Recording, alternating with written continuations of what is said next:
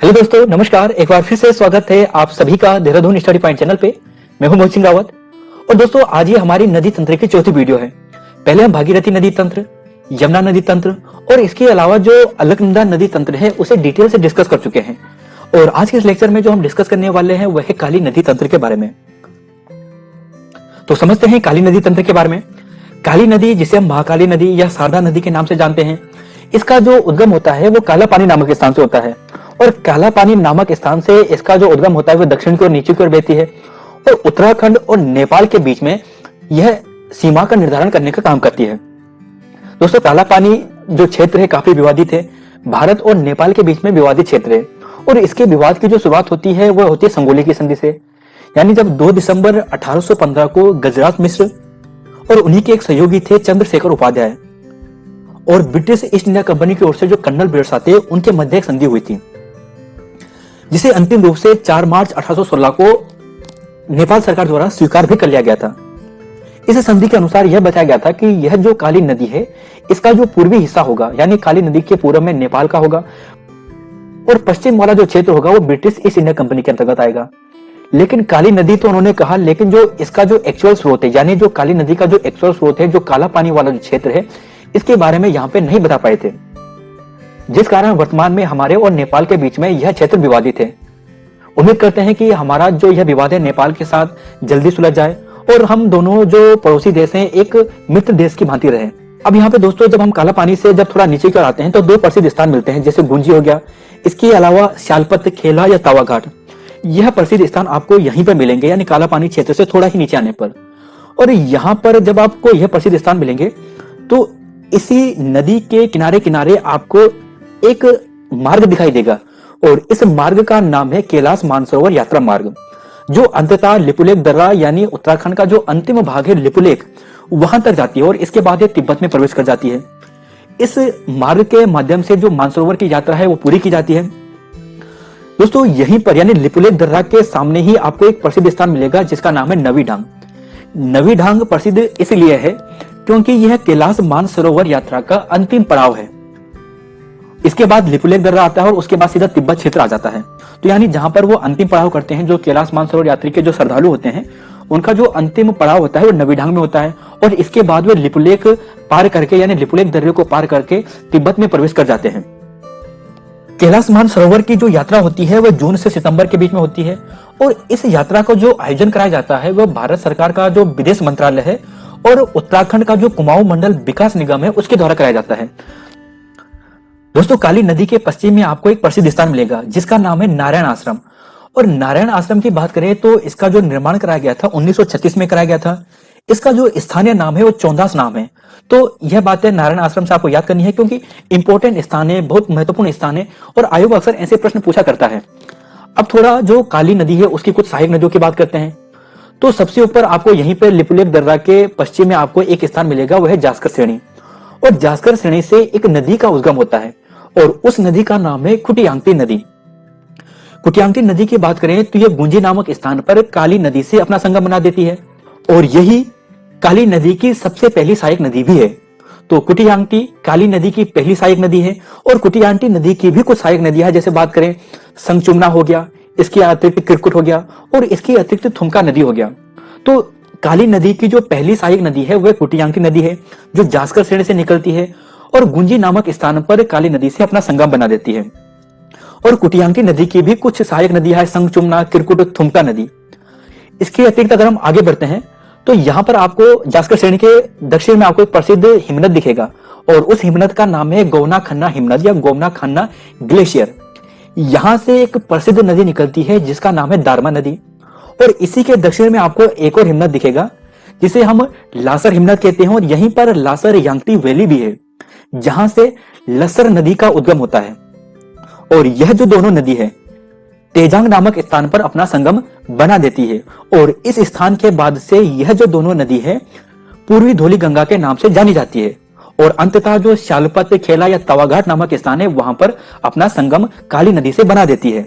तो पूर्वी धौली गंगा तेजांग से आगे से कही जाती है, इससे पहले दारमा नदी और लसर नदी के नाम से जानी जाती है।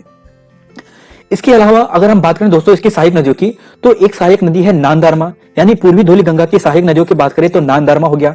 इसके अतिरिक्त सेलयांगती हो गया और एक है कंतुतिज सहायक नदी। तो इसकी 3 सहायक नदियां होगी, नांदारमा, सेलयांगती और कंचुतिज नदी। अब लसर यांगती वैली यानी जो लसार हिमनद है, इसी के दक्षिण में आपको एक हिमनद मिलेगा पंचाचूली पर्वत। दोस्तों पंचाचूली पर्वत की ऊंचाई पूछी जाती है क्योंकि प्रसिद्ध पर्वत है राज्य का, और इस पर्वत की ऊंचाई की बात करें तो इसकी है 6904 मीटर। और इसी के दक्षिण में आपको एक हिमनद मिलेगा जिसका नाम है म्योला ग्लेशियर, और इसी के उत्तर में आपको एक हिमनद मिलेगा जिसका नाम है शोन ग्लेशियर। आपसे प्रश्न पूछा भी जा सकता है कि जो सोन ग्लेशियर है, म्योला ग्लेशियर है, कहां पर है? तो ये पंचाचूली पर्वत के बिल्कुल सामने है। या यूं कहे कि अगर पंचाचूली पर ट्रैक करना है तो इन्हीं रास्तों से होकर जाना पड़ता है, इन ग्लेशियर के माध्यम से होकर जाना पड़ता है। तो सोन ग्लेशियर, मेला ग्लेशियर आपको पंचाचूली में मिलेगा, और इसी सोन ग्लेशियर से भी थोड़ा बहुत पानी किसमें जाता है? पूर्वी धौली गंगा में जाता है। तो पूर्वी धौली गंगा को जो जल स्रोत है वह सोन ग्लेशियर भी है, गौना खरना जो हिमनद है वह भी है, और लसार जो हिमनद है या लसार यांगती जो वैली है वह भी है। तो ये 3 प्रसिद्ध स्रोत हैं पूर्वी धौली गंगा का। इसके अतिरिक्त अगर पूर्वी धौली गंगा में अगर कुछ परियोजना की बात करें तो एक बहुत प्रसिद्ध परियोजना है जिसका नाम है धौली गंगा परियोजना, धौली गंगा डैम। और इसकी क्षमता की बात करें तो 280 मेगावाट की है, और यह 2005 में कमीशन हुआ था। इसके अलावा दोस्तों अगर हम और आगे बढ़ते हैं तो यहीं पे सालपत के नीचे आपको एक और परियोजना मिलेगी जिसका नाम है कालकी दंतु परियोजना या कालिका दंतु परियोजना।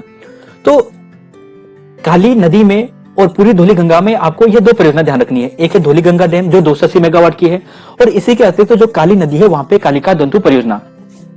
अब जब हम कालिका दंतु परियोजना से थोड़ा और नीचे की ओर आते हैं तो यहाँ पे कुछ अन्य प्रसिद्ध स्थान मिलते हैं, जैसे हो गया जोलजीबी हो गया, इसके अतिरिक्त पंचेश्वर स्थान हो गया।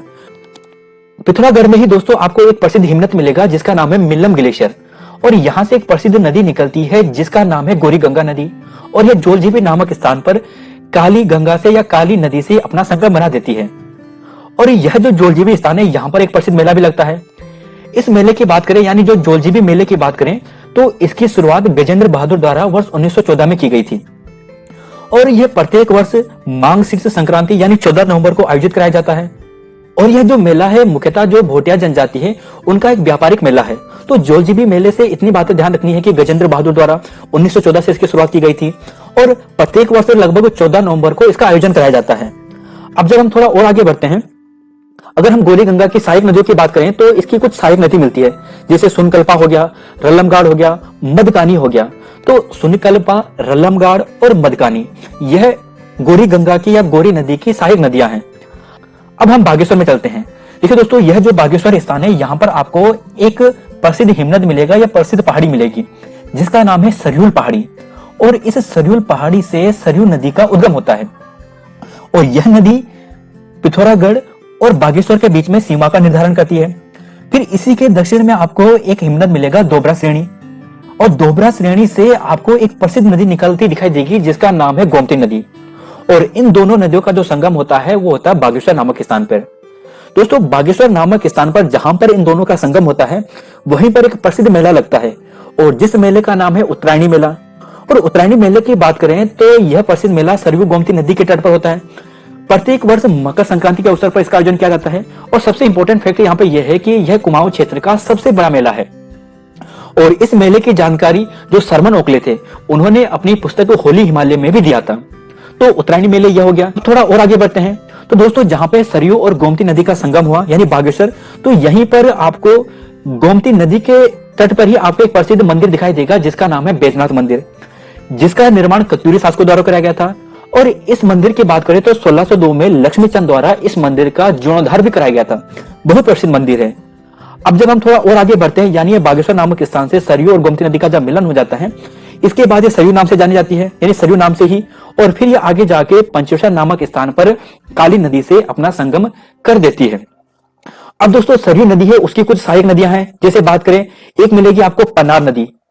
पनार नदी की बात करें तो यह काकड़ी घाट नामक स्थान पर सरयू नदी से अपना संगम बना देती है।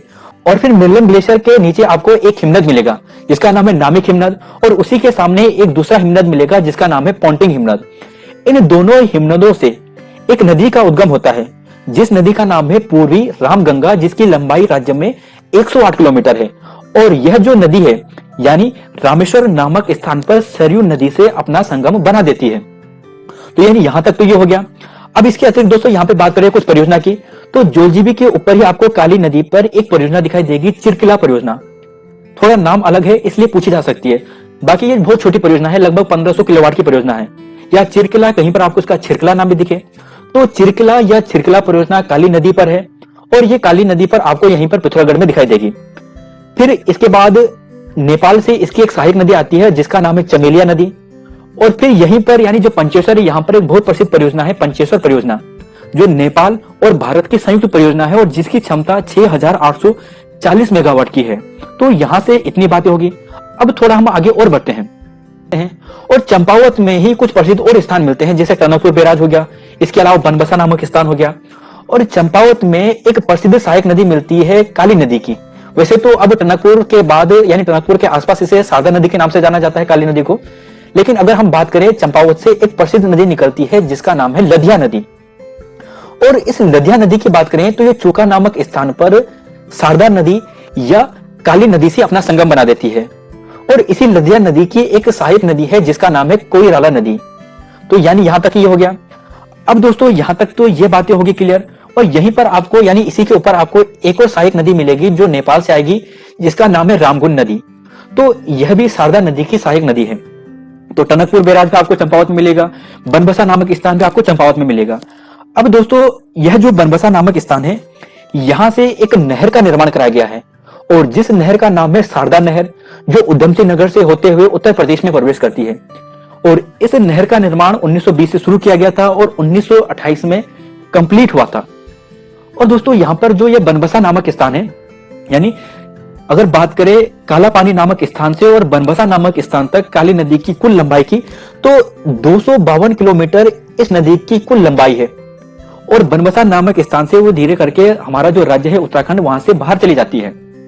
अब जब यह राज्य से बाहर हो जाती है, तब नेपाल से इसकी एक प्रसिद्ध सहायक नदी मिलती है, और उस नदी का नाम है कर्णाली नदी। और कर्णाली नदी की बात करते हैं तो यह जो नदी है, यह बहराइच नामक स्थान पर जो काली नदी है, या जिसे हम अब शारदा नदी के नाम से जानते हैं, उससे अपना संगम बना देती है। दोस्तों कर्णाली नदी का दूसरा नाम घाघरा नदी भी है, तो यह घाघरा नाम से भी कहीं कहीं पर जानी जाती है।